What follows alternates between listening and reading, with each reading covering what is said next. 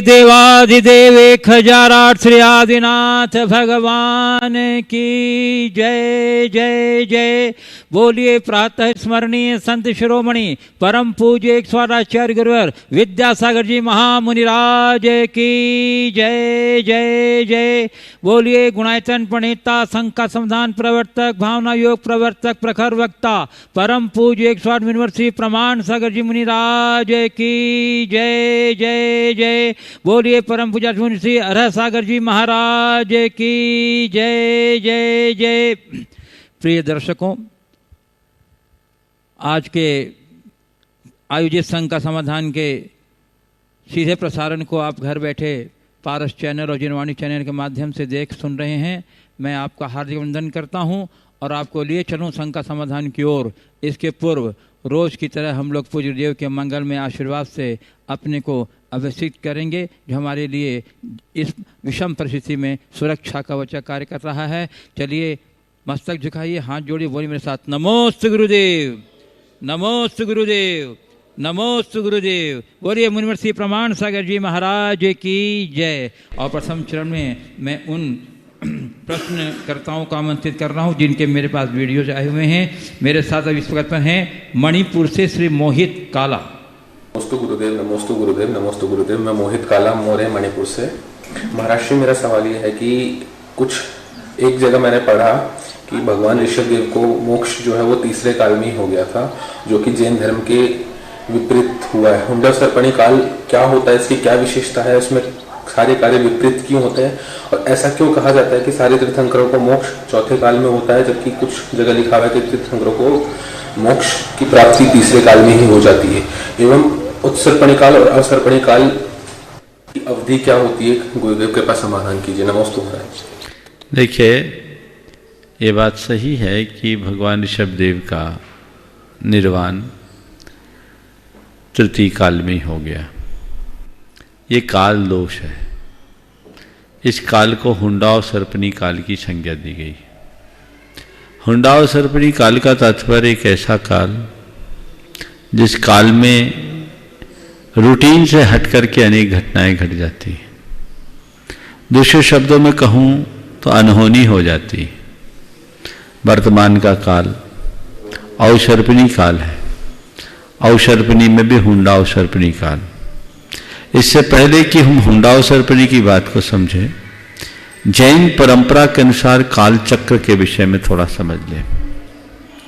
जैन धर्म के अनुसार ये काल चक्र अनवरत गतिमान है और इसमें उत्थान से पतन और पतन से उत्थान का क्रम चलता है। कभी ऊपर से नीचे तो कभी नीचे से ऊपर। घड़ी की सुई की भांति 12 से 6 की ओर आने वाला काल चक्र नीचे की ओर आने वाला काल चक्र है, जिसे अवसर्पणी या डाउन ट्रैक्शन कहा जा सकता है। और 6 से 12 की ओर जाने वाला काल उत्सर्पणी काल है। इसे अप ट्रैक्शन के रूप में हम कह सकते हैं। तो ऊपर से नीचे और नीचे से ऊपर, ये दोनों काल 6 कालों में विभाजित है, जिसमें पहला काल सुखमा सुखमा काल होता है, जिस काल में सुख की बहुलता होती है। दूसरा काल सुखमा होता है, जिसमें सुख की प्रचुरता होती है। तीसरा काल सुखमा दुखमा होता है, जिसमें सुख की प्रचुरता और दुख की अल्पता होती है। इन तीनों कालों को भोग भूमि का काल कहा जाता है। इस युग में भोग युग रहता और ऐसे युग में मनुष्य को अपने जीवन के आवश्यकताओं की पूर्ति के लिए कोई कर्म नहीं करना पड़ता। प्राकृतिक कल्प वृक्षों से सभी प्रकार की आवश्यकताओं की पूर्ति हो जाती। उसमें न परिवार होता न समाज होता। नर नारी युगल रूप से जन्म लेते और अपने जीवन के अंत में युगल संतान को जन्म देकर दिवंगत हो जाते। फिर जब तीसरा काल सुखमा दुखमा काल हुआ, उस काल के अंत में धीरे धीरे ये सृष्टि कर्म भूमि से भोग भूमि की ओर परिवर्तित होने लगी। और जब इस काल का अंत होता है तो सामान्य क्रम से इस काल के अंत के बाद चौथा काल दुखमा सुखमा नाम का आता है, जिसे कर्म युग की शुरुआत हम कहते हैं। और इसी काल में मनुष्य विशेष कर्म या पुरुषार्थ करता है। इसी काल में तीर्थंकर आदि के महापुरुषों का जन्म होता है और वे अपने तपस्या के बल पर कर्म का क्षय करते हैं और धर्म के मार्ग का प्रवर्तन करते हैं। इसे हम चौथा काल कहते हैं। उनके द्वारा प्रवर्तित मार्ग पांचवा जो वर्तमान में है दुखमा काल तक चलता है। पंचम काल के अंत तक धर्म रहता है और तब तक अग्नि होती है। पंचम काल के अंत में धर्म का लोप होता है, अग्नि का लोप होता है, राजा का मरण होता है और उसके बाद धर्म समाप्त हो जाता है। फिर छठवें काल में मनुष्य पशुओं की तरह नग्न विचरण करता है। उसकी प्रवृत्ति अमानुषिक हो जाती है। एक संक्षेप में मैंने बात कही, ये ऊपर से नीचे आने वाला क्रम है। इसी क्रम से ऊपर हम जब चढ़ते हैं तो इसको बोलते हैं उत्सर्पणी काल।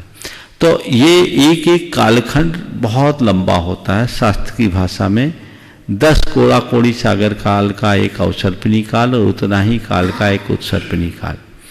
तो ये असंख्य अवसर्पणी और उत्सर्पणी बीत जाने के बाद कभी कभी एक हुंडा अवसर्पणी काल आता है। वर्तमान में वही काल चल रहा है।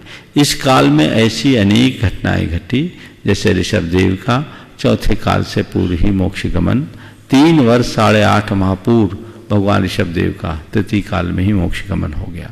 इसी वजह से चौथे काल की समाप्ति के पहले ही अंतिम तीर्थंकर भगवान महावीर स्वामी का भी निर्वाण हो गया। इसी तरह तीर्थंकरों की पुत्रियां होना, चक्रवर्ती का हार होना, अन्य ऐसी अनेक घटनाएं हैं जिसे इस अवसर्पणी में हुंडा अवसर्पणी काल की देन मानते हैं। तीर्थंकरों के साथ उनका चक्रवर्ती और कामदेव होना, 5 तीर्थंकरों का कुमार अवस्था में ही दीक्षित हो जाना, ये सब हुंडा अवसर्पणी की देन है। जिन्हें विशेष इसके विषय में जानना है, जैन तत्व विद्या के काल चक्र के चैप्टर को पढ़ लें। अगले प्रश्न के लिए आ रहे हैं पालघर महाराष्ट्र से श्री कमलेश जैन। नमस्ते महाराज जी, नमस्ते। मेरे और मेरे परिवार की ओर से बारंबार नमस्ते। मैं कमलेश जैन, पालघर महाराष्ट्र से। महाराज जी, मेरा प्रश्न यह है कि जिस प्रकार क्रिकेट के खेल में एक बेसिक रूल होता है, जब तीखी गेंदबाजी शुरू होती है तो हमें बिना आउट हुए 2-4 ओवर्स शांति से खेलकर निकालना होता है। उससे या तो गेंदबाज थक जाता है या उसके ओवर्स खत्म हो जाते हैं।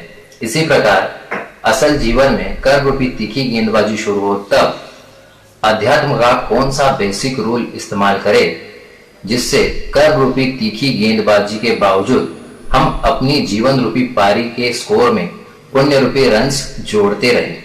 कृपया शंका का समाधान कीजिए। प्रश्न थोड़ा समझ में नहीं आया, रिपीट करो एक बार। ऐसे सवालों को टेक्स्ट में भी दे नमस्ते महाराज जी, नमस्ते। फिर से रिपीट करें। मेरे और मेरे परिवार की ओर से बारंबार नमस्ते। मैं कमलेश जैन, पालघर महाराष्ट्र से। महाराज जी, मेरा प्रश्न यह है कि जिस प्रकार क्रिकेट के खेल में एक बेसिक रोल होता है, बेसिक रोल, जब तीखी गेंदबाजी शुरू होती है तो हमें बिना आउट हुए 2-4 ओवर्स शांति से खेलकर निकालना होता है। उससे या तो गेंदबाज थक जाता है या उसके ओवर्स खत्म हो जाते हैं। इसी प्रकार असल जीवन में कर्म रूपी तीखी गेंदबाजी शुरू हो तब अध्यात्म का कौन सा बेसिक रूल इस्तेमाल करे जिससे कर्म रूपी तीखी गेंदबाजी के बावजूद हम अपनी जीवन रूपी पारी के स्कोर में पुण्य रूपी रन्स जोड़ते रहे। कृपया शंका का समाधान। बहुत अच्छा सवाल किया है। कर्म की तीखी बॉल के कारण गेंद में हम ऐसी कैसी बेसिक रोल रखे हैं जिससे हम अपनी पारी में डटे रहें और अपने जीवन के विकास के लिए अच्छी रन जुटा सकें। देखिए, बात सही है, जब कोई तीखी गेंदबाजी करता है तो बल्लेबाज बहुत संभल करके अपना बल्ला घुमाता है। हमारे यहाँ भी ऐसा कहा गया है कि जब कर्म का तीव्रोदय आए तो उस समय क्षमता को अपनाने का अभ्यास करो। कहा जाता है खतरनाक गेंद को खेलना ही ठीक नहीं है, उसको सामना करके नजरअंदाज करने की कला सीखो। जब कर्म का तीव्रोदय आए 4 उपाय करें जिससे आप आउट होने से बच सकते हैं, यानी कर्म का पछाड़ खाने से आप बच सकते हैं। सबसे पहला काम, कर्म के तीव्रोदय की घड़ी में आप द्रव्य छेद काल भाव को बदलने की कोशिश करें। पहला काम, कर्म के अनुकूल सामग्री को टालिए, इन्वायरमेंट चेंज कर दीजिए, सबसे पहला प्रयास। दूसरी बात, तत्व ज्ञान का आश्रय लीजिए, उस समय ज्ञान का प्रयोग कीजिए और ये समझिए कर्म मेरा कुछ भी बिगाड़ने वाला नहीं है। असली शत्रु तो मेरे मन का अज्ञान है। यदि मैं इससे प्रभावित होऊंगा तो कर्म मुझे परेशान करेगा।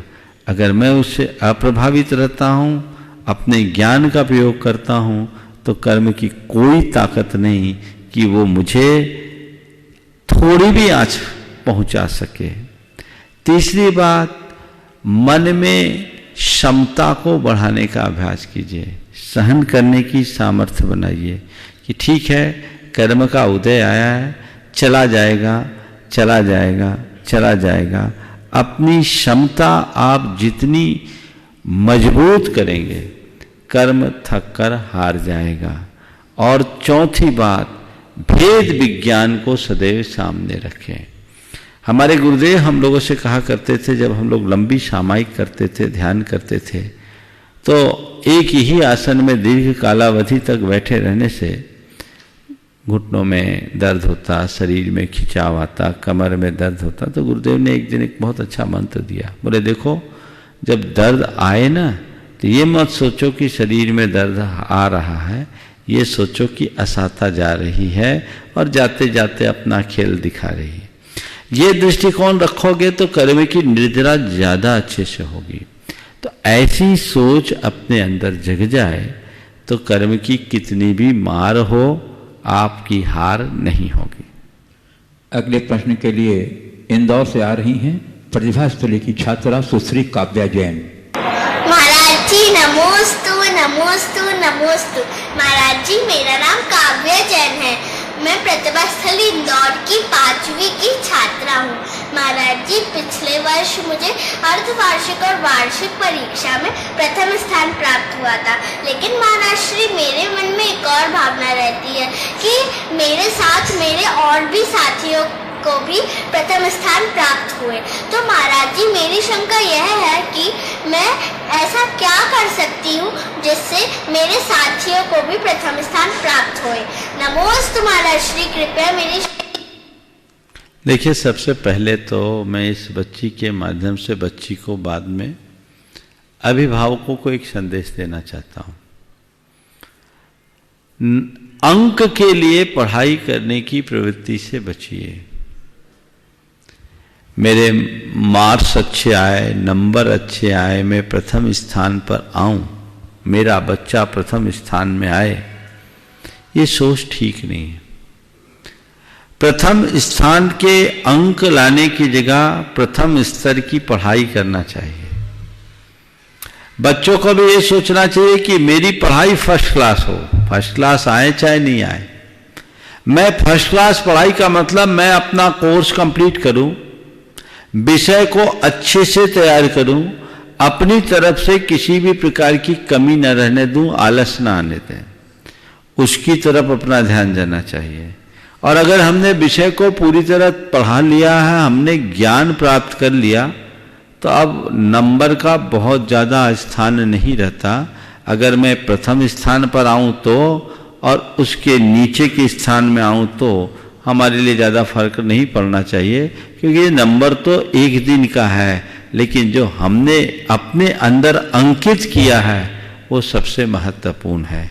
तो मैं सभी अभिभावकों को ये कहूँगा कि बच्चों को पढ़ाई के लिए प्रेरित कीजिए, पर रैंक के लिए ज़्यादा उन पर प्रेशर मत डालिए, क्योंकि इसके कारण बच्चों के ऊपर अनावश्यक तनाव उत्पन्न, दबाव आता है, और उस दबाव जन तनाव के कारण कई बार दुर्घटनाएं भी घट जाती हैं। मुझे याद है इसी सागर में जब 2001 में हम थे, शिविर चल रहा था, एक बच्ची का रिजल्ट आया 10वीं की परीक्षा का, और रिजल्ट में उसके नंबर थोड़े से कम हुए थे। सारा घर तो मंदिर में था, उस बच्ची ने फांसी लगाकर अपनी आत्महत्या कर ली थी। तो ये बातें समझना चाहिए। कुछ नंबर कम थे, आप सबको याद आ गई होगी बात, तो यही की बात है। हाँ, तो ये इस तरह की घटनाएं और रोज होते हैं अब तो, लेकिन इसलिए इस पर ज़्यादा दबाव नहीं देना चाहिए। इस बच्चे की ये भाव बहुत अच्छी है कि सब बच्चे और बच्चियां भी इसी तरह प्रथम स्थान पर आए, तो ऐसी भावना रखनी चाहिए। और हमको एक दूसरे के साथ कंपटीशन नहीं करना चाहिए, एक दूसरे को के पूरक बनना चाहिए। जैसे हम ज्ञान पा रहे हैं तुम भी ज्ञान पाओ, ऐसा माहौल बनाना चाहिए कि बच्चे खेलने और मस्ती करने के साथ साथ पढ़ाई पर भी उतना ध्यान दे, खूब मन लगा करके पढ़े और सब अच्छे से अच्छा परफॉर्मेंस दे सके, ऐसा भाव रखना चाहिए। अगले प्रश्न के लिए आ रहे हैं गोवा से श्री मनोज जैन। नमोस्तु गुरुदेव, आपके एक प्रवचन में मैंने सुना था, जिस प्रकार कोई भी साधारण मनुष्य अनेक प्रलोभन दिए जाने के बाद भी किसी अपराध के परिणाम स्वरूप मिलने वाले दंड के भय के कारण उस अपराध को करने के लिए उद्यत नहीं होता, उसी प्रकार यदि पाप के परिणाम का भय भी सदा बना रहे तो पाप करने से बचा जा सकता है।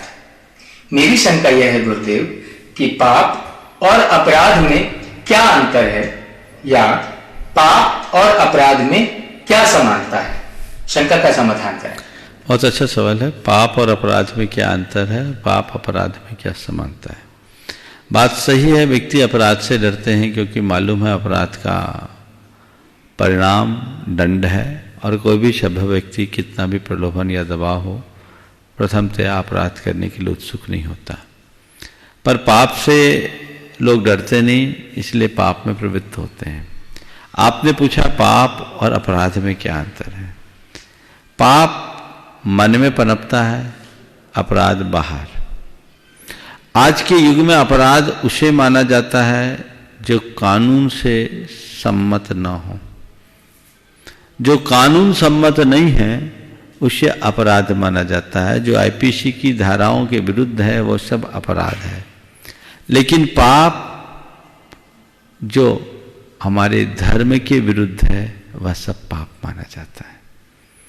पाप बाहर के कानून से नहीं चलता, पाप कुदरत के कानून से चलता है। कानून में किसी की हत्या करने पर, किसी को मारने पर, किसी को पीटने पर, किसी को गाली देने पर दंड का प्रावधान है। पर किसी से ईर्ष्या रखने पर, किसी की मन से निंदा करने पर, किसी का अहित सोचने पर कोई कानून नहीं है। धर्म कहता है किसी को मारना, पीटना, प्रताड़ित करना, परेशान करना ये तो अपराध है, ये पाप है। लेकिन किसी के बारे में बुरा सोचना भी पाप है, और यही जड़ है। यही पाप बढ़ते बढ़ते अपराध के रूप में परिवर्तित हो जाता है। तो लोग अपराध से डरते हैं क्योंकि उन्हें कानून का डर है। जिस दिन तुम्हें कुदरत के कानून का डर होने लगेगा तो तुम पाप से भी बचोगे। इसलिए पाप से बचो। पाप अंतर मन में पलता है। जो कानूनी प्रक्रिया से ऊपर है वह सब भी पाप है। और ये पाप, अपराध तो पाप है, ये और बड़ा पाप है। इसलिए ऐसे पापात्मक प्रवृत्तियों से बचना चाहिए, और पाप से बचने वाला व्यक्ति अपराध से बचेगा ही बचेगा। हम हमेशा अपनी प्रवृत्ति में सजगता रखें। पाप पनप कर अपराध की शक्ल लेता है, पर अपराध से भी ज्यादा भयानक पाप है। पाप हमारे भावों से संबद्ध है, इसलिए अपने भावों की संभाल हमेशा करते ही रहनी चाहिए। अगले प्रश्न के लिए आ रहे हैं दिल्ली से श्री मुकेश जैन मेट्रो। नमोस्तु भगवान, नमोस्तु नमोस्तु नमोस्तु। गुरुवर, अब लॉकडाउन के दौरान सभी लोगों को वर्क फ्रॉम होम करना पड़ रहा है। हम पहले सोचा करते थे गुरुवर कि हमारी कंस्ट्रक्शन डिजाइन टीम को शायद ये काफी भारी पड़ेगा।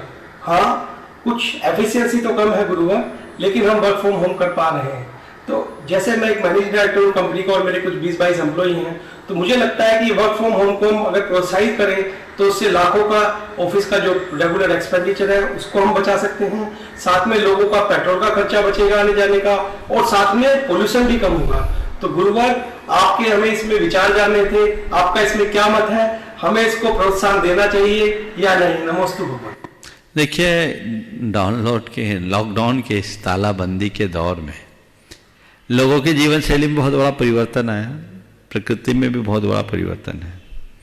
एक बड़ा लंबा प्रयोग और एक लंबे अंतराल के बाद वैश्विक स्तर पर हुआ है। सभी लोगों ने अपने अपने समय का अपने अपने तरीके से उपयोग किया। जो अपने दफ्तरों में नहीं जा पा रहे थे, अपने घरों से काम करना शुरू किए। कुछ काम ऐसे हैं जो अपने प्रतिष्ठान से ही होते, वो काम रुके, बाकी सब काम चल रहे हैं। मैं तो कहता हूं कि इस पर काफी रिसर्च होनी चाहिए, एक अनुसंधान होना चाहिए, और ये देखना चाहिए कि कौन कौन से काम घर से अच्छे से हो सकते हैं, और जो कार्य घर से अच्छे तरीके से संपादित हो सकते हैं उन्हें एक नीति के तहत प्रोत्साहित करना चाहिए। हमें तो परिणाम चाहिए, रिजल्ट अच्छा होना चाहिए, और यदि ऐसा होता है जिसमें हमारे अल्प संसाधनों में अधिक लाभ होता है तो ऐसे कार्यों को तो प्रोत्साहित करना ही चाहिए। व्यक्तियों को भी सुविधा, हमें भी सुविधा। और आज जिस तरह का प्रदूषण का दौर बढ़ रहा है, दिल्ली जैसे शहर में तो गाड़ियों की इतनी भरमार है कि लोगों को निकलना ही मुश्किल है, वहाँ श्वास लेना भी बड़ा मुश्किल होता है। कम से कम तालाबंदी के इस दौर में लोग शुद्ध श्वास तो ले रहे हैं। सुकून अपने मन में जगाइए, इसके बारे में विचार कीजिए। विशेषज्ञ भी मेरे ख्याल से इस पर विचार कर ही रहे होंगे, इसकी समीक्षा होनी चाहिए, और प्रत्येक व्यक्ति को अपने स्तर पर भी इसकी समीक्षा करनी चाहिए, और जो श्रेष्ठ है उसका अनुकरण करना चाहिए। अगले प्रश्न के लिए रतलाम से आ रही हैं सुश्री प्राची जैन। महाराज जी के चरणों में त्रैबार नमोस्तु नमोस्तु नमोस्तु। महाराज जी, जैसे चक्रवर्ती के घर कभी गरीबी नहीं होती, वैसे ही हर एक की किस्मत में पीछे नहीं होती। हम रुपया, पैसा, हीरे, मोती, सोना, चांदी को ही असली धन दौलत मानते हैं, जबकि हमें यह बखूबी पता होता है कि सम्यक दर्शन, ज्ञान, चारित्र ही असली धन दौलत है। तो महाराज जी, इस राग की आग को हम कैसे शांत करें कि जो मोक्ष सुख की इच्छा रखते हैं वो परिग्रह को छोड़कर दिगंबर दीक्षा को धारण करें? नमोस्तु महाराज जी। हम राग की आग को कैसे बुझाएं जिससे हम परिग्रह को छोड़कर दिगंबर अवस्था को धारण करें, मोक्ष की ओर आगे बढ़ सके। बहुत अच्छी बात आपने अपने मन में प्रकट की है, और इस अवस्था में इस तरह का मनोभाव जागना, दिल दिमाग में बैठ जाना कि हमारे जीवन की असली निधि सम्यक दर्शन, सम्यक ज्ञान और सम्यक चारित्र है, ये अपने आप में बहुत बड़ी बात है। दरअसल बात अंदर में बैठनी चाहिए। जब तक ये बात अंतर मन में अंकित नहीं हो जाती तब तक हमारे भीतर का पुरुषार्थ नहीं जगता। लोग ये मानते हैं कि सम्यक दर्शन, सम्यक ज्ञान, सम्यक चारित्र ही मेरे लिए सब कुछ है, या दूसरे शब्दों में कहूं कि धर्म ही मेरे जीवन का आधार है। लेकिन मानने से काम नहीं चलेगा। जिस दिन तुम ये जान जाओगे कि बस यही फैक्ट है, जीवन बदलेगा। अपनी मान्यता को अपने अनुभव में उतारो। जब जानने लगेंगे तो हमें अनुभव होगा, महसूस होना शुरू होगा, और जिसको ऐसा महसूस होना प्रारंभ हो जाता है उसकी जीवन की दिशा और दशा बदल जाती है। अपने अंतरंग में वैसा मनोभाव जगाना चाहिए। यदि संसार के दुखों से मुझे मुक्त होना है तो उसका असली मार्ग क्या है, ये अंतरंग में बैठना चाहिए। और जिसे बैठ जाता है उसके लिए चक्रवर्ती की संपदा भी जीर्ण शीर्ण तिनके की भांति लगती है। लक्ष्मी विभव सर्वस्व मुमुक्षोश्चक्र लांछनम साम्राज्यम सार्वभौमम ते जरतिन मिवा भवत। सार्वभौम चक्रवर्ती का सार्वभौम एक छत्राधिपत्य साम्राज्य भी उसे जड़ जीर्ण तिनके की भांति लगने लगा। आज भी जिनके भीतर वैराग्य घटता है उनके लिए सब अर्थहीन हो जाते हैं। अंदर वो बात घटनी चाहिए, लगना चाहिए। हम लोगों को, मैं अपने अनुभव की बात करता हूं, जब मुझे जीवन की समझ आई तो मुझे लगा सार यही है, बाकी सब बेकार। और अंतरंग में जब मेरे सार के प्रति अभिरुचि जगी तो बाकी सब रुचि अपने आप खत्म हो गई। मैं आज आगे निकल गया। जिस व्यक्ति के हृदय में ऐसी सच्ची अभिरुचि जगती है, जीवन के सार का बोध घटित होता है, उसके जीवन की दिशा और दशा परिवर्तित हो जाती है। हम वैसा परिवर्तन घटित करें और जीवन के मार्ग को प्रशस्त करें। अगले प्रश्न के लिए आ रही हैं गाजियाबाद से अगम्या जैन।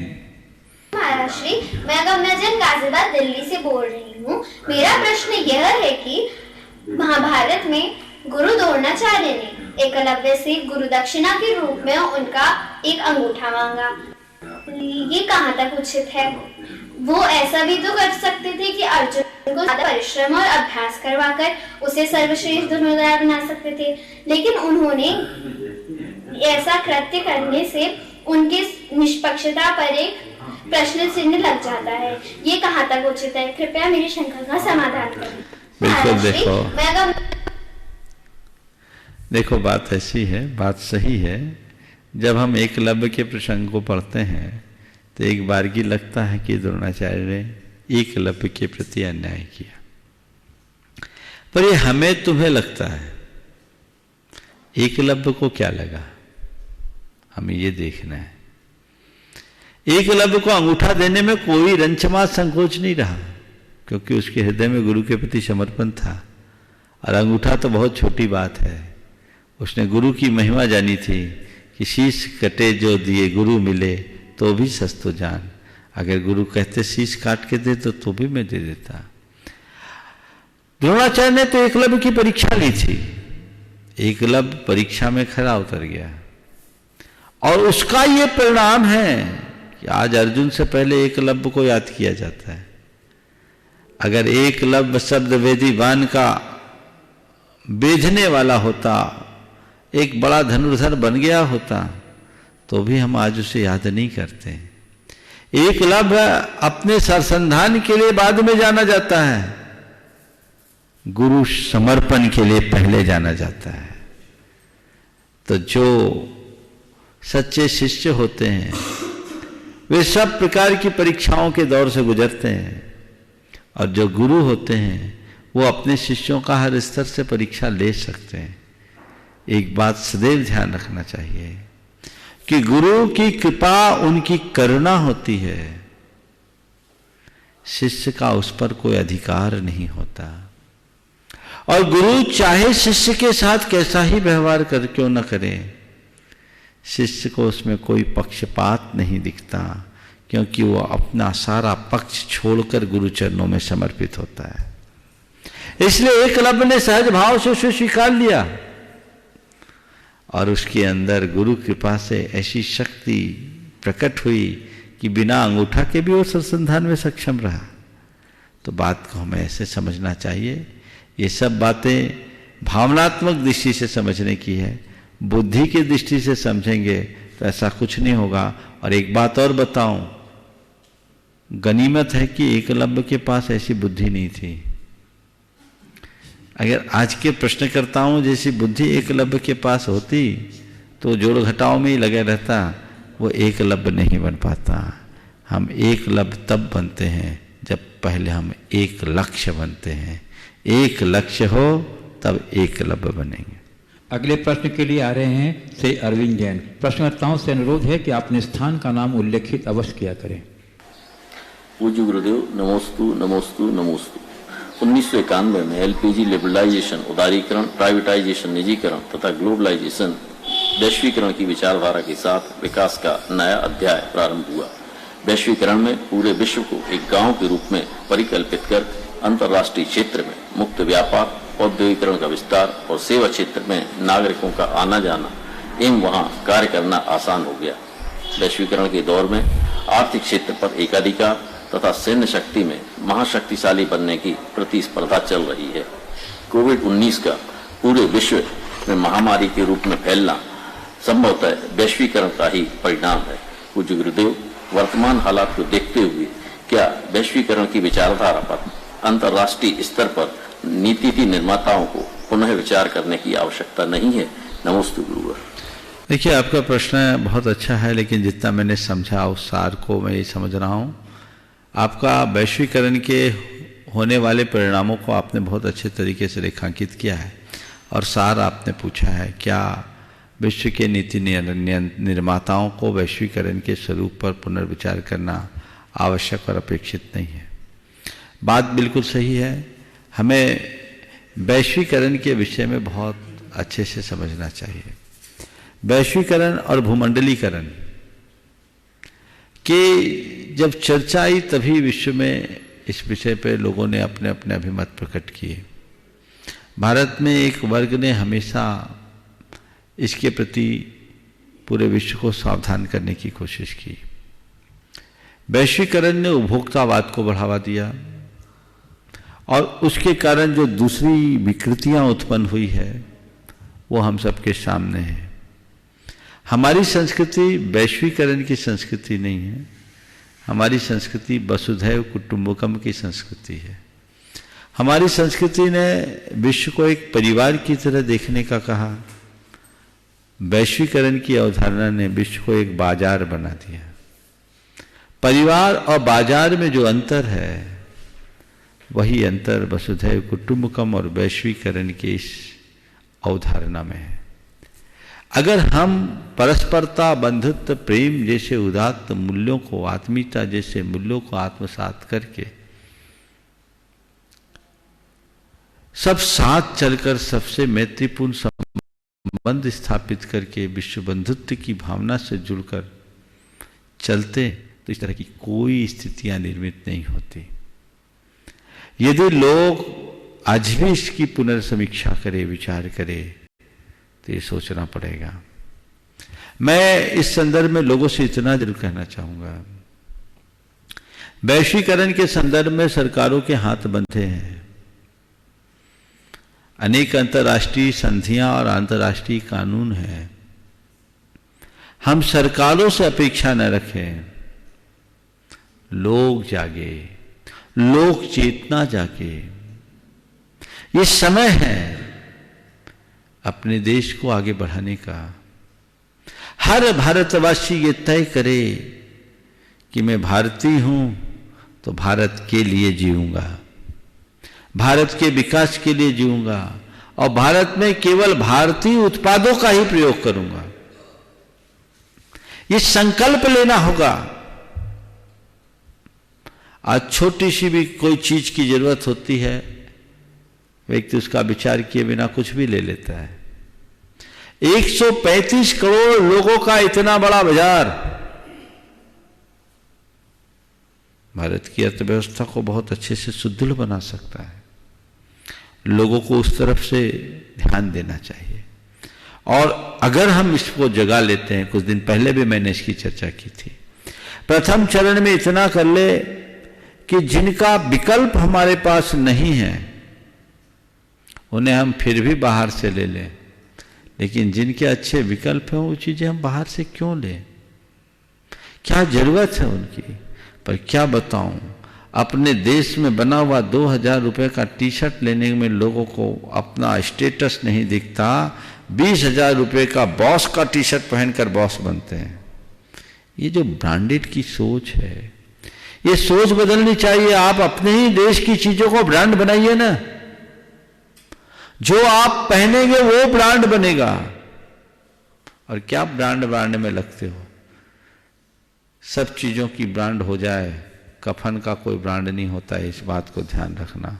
आखिरी में तो वही ओढ़ना है, उसका कोई ब्रांड नहीं होगा। तो लोगों की सोच बदलनी चाहिए, छोटे से बड़े तक, दैनंदिन उपयोग की चीजों से लेकर अपने सुख भोग की सामग्री तक। हमें तय करना है कि हम स्वदेशी चीजों का प्रयोग करेंगे। हो सकता है प्रारंभिक दौर में उसकी गुणवत्ता कुछ कमतर हो,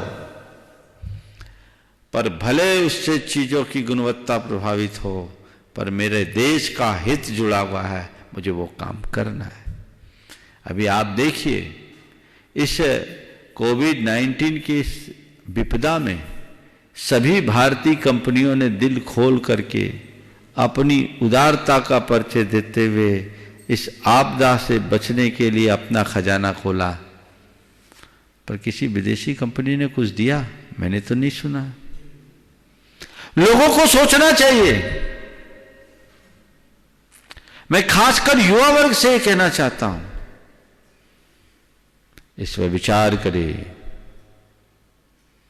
एक क्रांति की जरूरत है समाज के मध्य, एक जुनून उत्पन्न करने की जरूरत है समाज के भीतर, जो तुम्हें आर्थिक स्वावलंबन बनाए, स्वावलंबी बनाए, आर्थिक रूप से समृद्ध बनाए, मजबूत बनाए। अगर देशवासी थोड़े दिन के लिए ऐसा कर लेते हैं तो मुझे पूरा भरोसा है बहुत अल्प अवधि में ही भारत एक शक्तिशाली राष्ट्र के रूप में स्थापित हो सकता है और अपने पुराने वैभव को, पुराने गौरव को फिर से स्थापित कर सकता है। इसलिए ध्यान रखें, जो लोग प्रश्न करते हैं वीडियो में वे थोड़ा इस तरीके से बोले कि मैं सुन पाऊं। प्रश्न क्या बोला मुझे कुछ भी समझ में नहीं आया, श्रोताओं को कितना समझ में आया नहीं मालूम, फिर भी मैंने भाव को पढ़ करके समझ करके अपना उत्तर दे दिया। गुरुदेव, अब मैं टेस्ट के रूप में जो ऑनलाइन प्रश्न प्राप्त हुए हैं उनके प्रश्न प्रस्तुत कर रहा हूं। सुरेश अनीता ओम हार्डवेयर गंज बसौदा से पूछ रहे हैं गुरुदेव कि किसी भी वस्तु का पसंद नापसंद उसके गुणवत्ता के आधार पर होता है, परंतु गुरुदेव लोक व्यवहार में यह देखने में आता है कि जो वस्तु सहज में आसानी से मिल जाती है, चाहे वो मूल्यवान ही क्यों न हो, उसकी उतनी कदर नहीं होती, और जो वस्तु कठिनाई से मिलती है भले ही कम मूल्य वाली हो फिर भी उसे लोग सहज कर रखते हैं। ऐसा क्यों? बात सही है। जो चीज़ें जितनी सहज होती है लोग उसके प्रति उतने ही लापरवाह हो जाते हैं, और जो चीज़ें जितनी दुर्लभता से होती मिलती है उसके प्रति लोग उतने सजग और जागरूक होते हैं। ये ऐसा उन लोगों के जीवन में होता है जो केवल ऊपरी आधार पर चीज़ों को चुनते हैं, पर जो गुणों के आधार पर मूल्यांकन करना जानते हैं वो समझते हैं सहज मिलने वाला भी हमारे लिए बहुत उपयोगी होता है। मैं आप सबसे पूछता हूं, आपके पास जो चीजें हैं सबका आपने मूल्यांकन किया है, वो परिश्रम से मिल रही, लेकिन तुम्हारी धन दौलत संपत्ति रूप रंग ठाट बाट एक तरफ और तुम्हारी सांसें एक तरफ, सब चीजें प्रयास पूर्वक मिली, श्वासें बिना प्रयास के मिल रही है, आ रही है जा रही है ना। मनुष्य सब चीजों का मूल्यांकन करता है, श्वास का मूल्यांकन नहीं करता। लेकिन थोड़ी देर के लिए सोचो, अगर हमारी सांस न रहे तो फिर किसी का मूल्य बचेगा क्या? तो ये मत देखो कि वह कितनी सुलभता या दुर्लभता से प्राप्त हुआ, ये देखो कि उसकी उपयोगिता क्या है। और मनुष्य को अपनी श्वासों का मूल्य तब समझ में आता है जब श्वास अटकती है, तब तो ऑक्सीजन चढ़ाना पड़ता है। कहते जान सांसत में आ गई। ये जो स्थिति है इसे बदलने की कोशिश करनी चाहिए। गुरुदेव, संजय जैन नंदन जैन अमर पाटन से नमोस्तु निवेदित करते हुए पूछ रहे हैं गुरुदेव कि मेरी शंका यह है कि जो लोग घर में बैठकर इस विपत्ति के समय में स्तुति और धर्म कर रहे हैं उनका पुण्य तेज है कि जिनको दर्शन मिल रहा है उनका पुण्य तेज है? देखो, दर्शन मिल रहा है या पूजन कर रहे हैं, किसका पुण्य तेज है मुझे नहीं मालूम, पर मैं इतना कहूँगा कि जो जितने भावों से शुभ में रमा है वो उतना पुण्य बांध रहा है। अगर किसी को दर्शन मिल रहे हैं फिर भी प्रमादी है तो भले उसका पुण्य तेज होगा लेकिन उपार्जन जीरो है, और जिन्हें दर्शन नहीं मिल पा रहा है फिर भी उत्साहित होकर घर में अपने आप को रूटीन से ज्यादा धर्म में लगाए हैं तो वो पुण्य ज्यादा अर्जित करेंगे।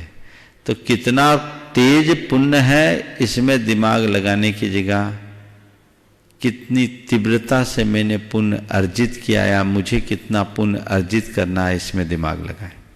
पूज्य गुरुदेव, शकुन दीदी सागर से पूछ रही हैं, गुरुदेव शरीर के ताप को थर्मामीटर से नापते हैं, परंतु गुरुदेव मन के ताप कसाई की तीव्रता और मंदा को नापने का क्या पैमाना है?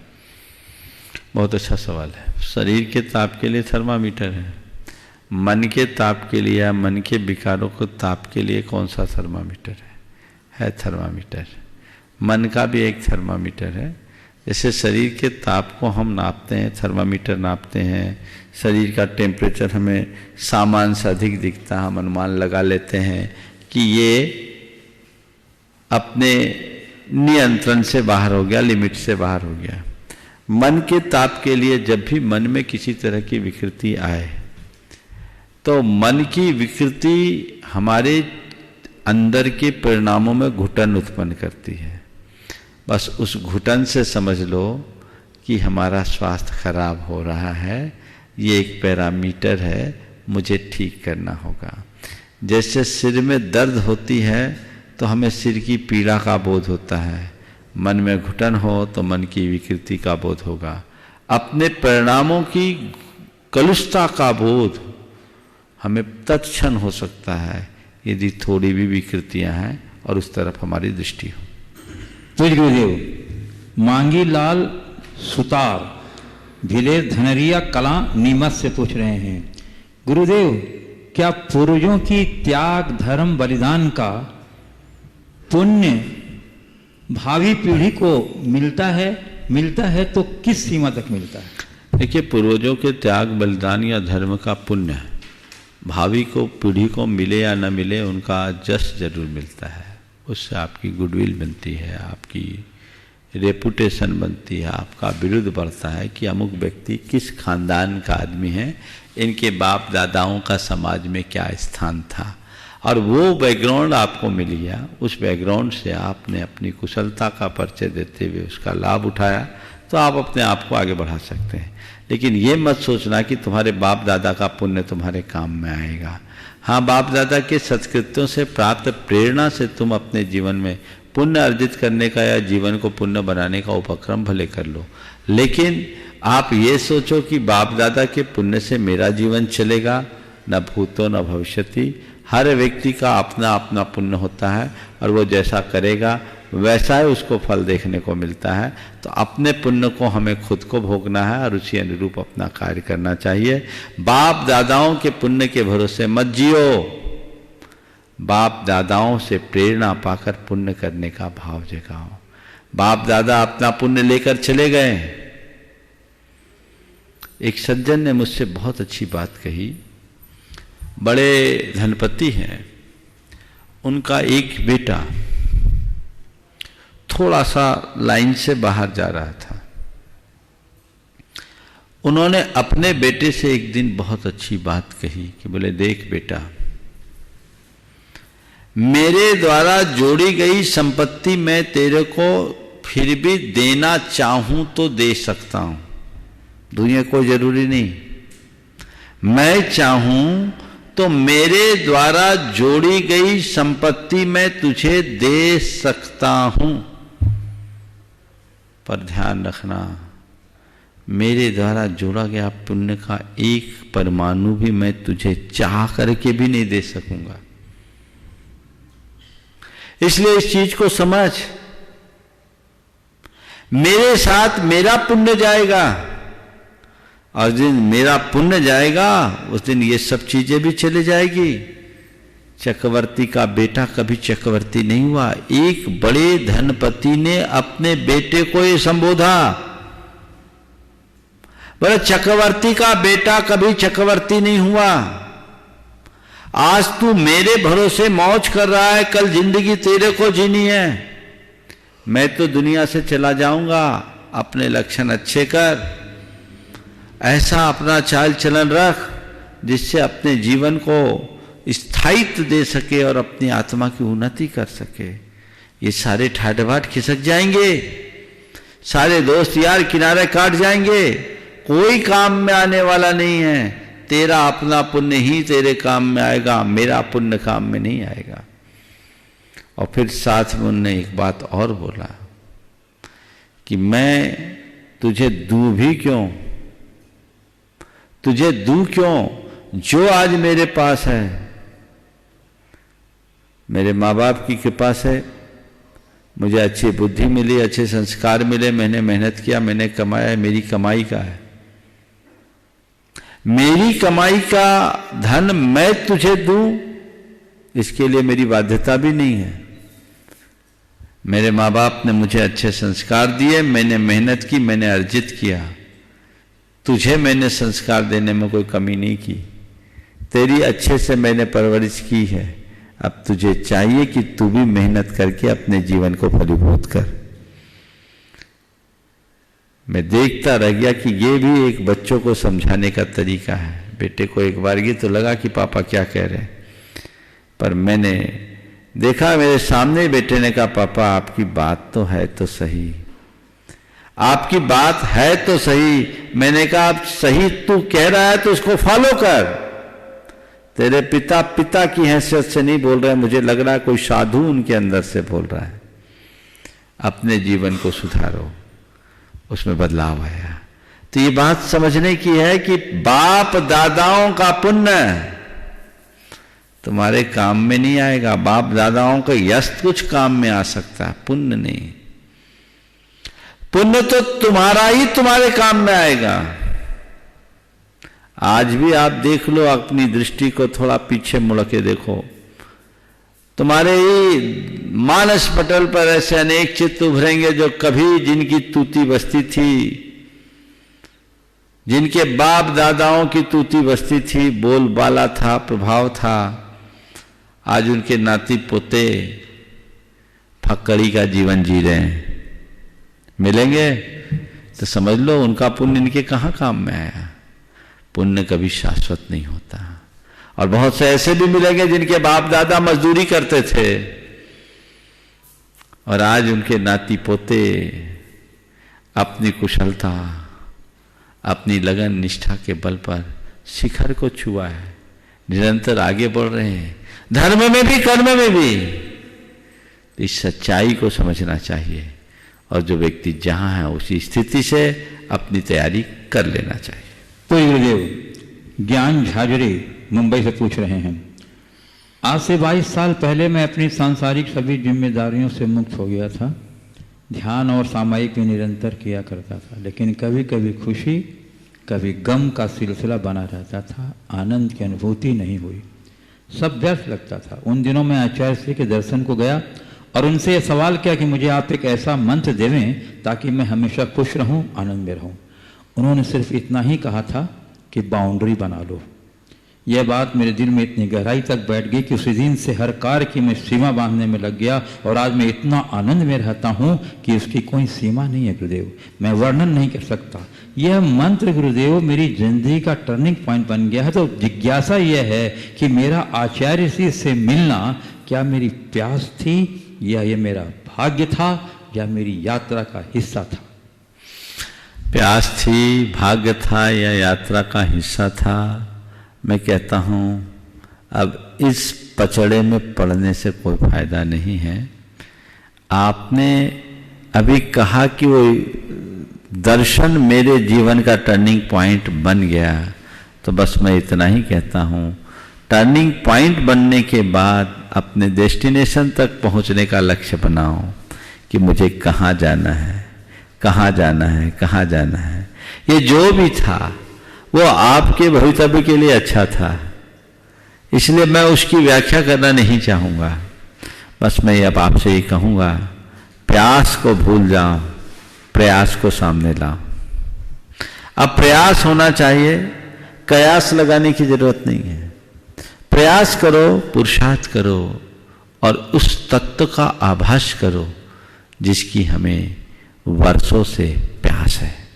तो गुरुदेव देवेंद्र कुमार जैन, जैना स्टील सागर कटरा औजार पूछ रहे हैं गुरुदेव कि महाराज जी आज रामायण देख रहा था उस समय एक विचार मन में आया कि रावण के अहम के कारण बेगुनाह सेना के लोग मारे जाते हैं। इसका दोष किसे रहेगा, मारने वाले को या जिसके कारण मारे जा रहे हैं? तथा इस मार काट के दृश्य देखने वाले को कैसा बंद होगा? देखिए, दो प्रश्न दो तरफ जा रहे हैं। एक तो रावण दहन का जो दशहरे में लोग देखते हैं, और दूसरा अभी रामायण में मार काट के दृश्य देख रहे हैं, उसको कहाँ जा रहा है। जहाँ तक रावण दहन की बात है तो मैं इतना ही कहूँगा, बाहर के रावण को जलाने से कुछ नहीं होगा। जलाना है तो अपने भीतर के रावण को जलाओ। हर व्यक्ति के भीतर एक रावण बैठा है, जब तक हम उसका अंत नहीं करेंगे अपने जीवन का उद्धार नहीं हो सकेगा। और उसका अंत तभी होगा जब हम अपने भीतर राम भाव को जगाएंगे। राम भाव जगेगा तो रावण भाव का अंत होगा। उसकी तरफ हमारी दृष्टि होनी चाहिए। पुतला जलाने से कोई लाभ नहीं, और ये एक प्रकार की संकल्पी हिंसा है, क्योंकि वो घटना घट गई। हम रावण को एक व्यक्ति की भांति समझकर उसे मारते हैं तो वो हमारे लिए पतन का कारण है। रावण वृत्ति को मारना है जो हमारे भीतर है। दूसरी बात, रामायण में आप मारकाट देख रहे हैं, वो तो एक दृश्य को दिखाने के लिए है। युद्ध हुआ, आप उसे साक्षी भाव से देखें। आपको तो ये पता ही है कि अंत में जीत किसकी होनी है, रावण का अंत होना है। तो आप उस युद्ध को अब एक थोड़ी दृष्टि बदल करके देखो, क्योंकि आज न तो श्री राम है न रावण। राम और रावण दो व्यक्ति के युद्ध को युद्ध की तरह मत देखो, रामायण को मत देखो कि राम और रावण के युद्ध को हम रामायण में देख रहे हैं। राम और रावण को दो वृत्ति बना लो, और दो वृत्ति का प्रतीक मानकर अगर दोनों के बीच के संग्राम को देखो, और ये समझ लो हमारे अंदर की एक वृत्ति है जो हमारे धर्म का प्रतिनिधित्व करती है, मर्यादा का प्रतिनिधित्व करती है, और दूसरी वृत्ति है जो अधर्म, अनीति और अनाचार का प्रतिनिधित्व करती है, पाप और पाखंड का प्रतिनिधित्व करती है। तो इन दोनों के मध्य संग्राम है। धर्म की वृत्ति जीतती है, अधर्म हारता है। वस्तुतः रामायण है क्या? अधर्म पर धर्म की विजय, अनीति पर नीति की विजय। तो हम उस विजय को उस दृष्टि से देखें और उन्हें दो वृत्तियों की तरह देखना शुरू कर ले, तो मेरी दृष्टि में पाप की बात तो बहुत दूर होगी। बहुत अच्छी प्रेरणा पाकर हम अपने जीवन में बदलाव भी घटित कर सकेंगे।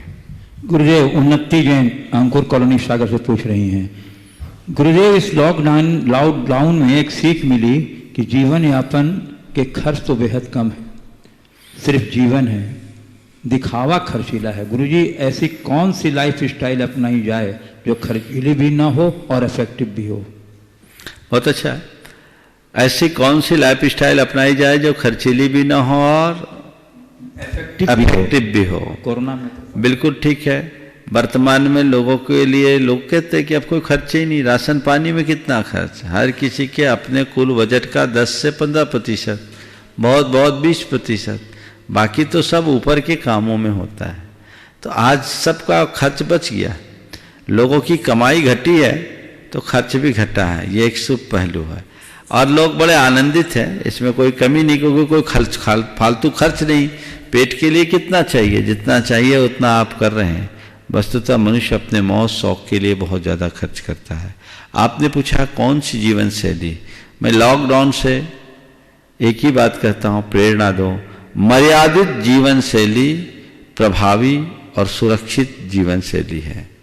हम अपने जीवन में एक मर्यादा रखें, लिमिटेशन रखें, अनावश्यक बातों में न उलझें, जीवन को संयत बनाएं, जितना जरूरी है उतना ही चीज़ों का उपभोग करें, अनावश्यक बातों से अपने आप को दूर रखना सीख जाएं, तो हमारा खर्च बचेगा, खर्च घटेगा, बचत बढ़ेगी, जीवन में सुख शांति की अनुभूति होगी। और जो व्यक्ति इस तरह के संयत भाव से जीता है उसका प्रभाव ही अलग होता है। मैं आपसे पूछता हूँ, आपके सामने दो तरह के व्यक्ति होते हैं। एक व्यक्ति है जो अनाप शनाप खर्च करता है, फालतू पैसा उड़ाता है और गलत सलत आदत रखता है। एक व्यक्ति संपन्न होने के बाद भी मितव्ययी होता है, जरूरत पर सब लुटा देता है और गैर जरूरी को 5 पैसा भी खर्च करना नहीं चाहता। आप किससे प्रभावित होंगे? पहले तड़क भड़क वाले से या बाद वाले से। स्वाभाविक है, पहले से कोई प्रभावित नहीं होगा और बाद वाले की सब कोई प्रशंसा करेंगे।